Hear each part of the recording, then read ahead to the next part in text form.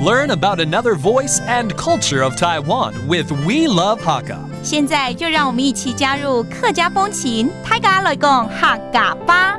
Hey everyone, it's time for Practical Hakka here on FM 100 Icrt. Hello， 你好，大家好，我是 Alice 彭。你好，大家好，我是林泽修 Joseph Lin here to teach you vocabulary, Hakka vocabulary with the help of course, Alice. 你家的厨房应该很干净吗？很漂亮，然后常常会用吗？会呀，会哈。今天呢，我们要教大家呢关于厨房的一些单词，好了。Okay, we're going to teach you things that can be found in the kitchen, or why don't we start with the kitchen? 干脆就从厨房开始来教好了好啊。厨房 kitchen。走下。对，那海陆腔走下。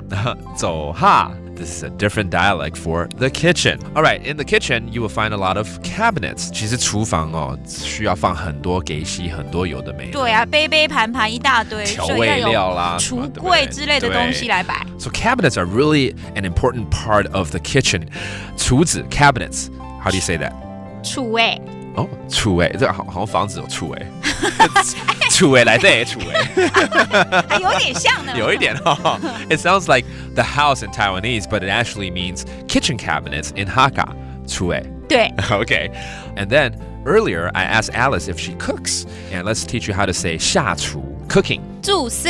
煮丝又煮又吃。对，是不是？对，煮丝。那个妈妈们啊，每次煮饭啊，最先吃饱的就是妈妈，因为都要试。对，边煮边吃，出来就我饱了，要休息了。It actually sounds like cooking and eating at the same time, but it just means cooking. And I was just referring to how a lot of moms, when they cook, they actually eat and cook at the same time, and they're the first one to be full.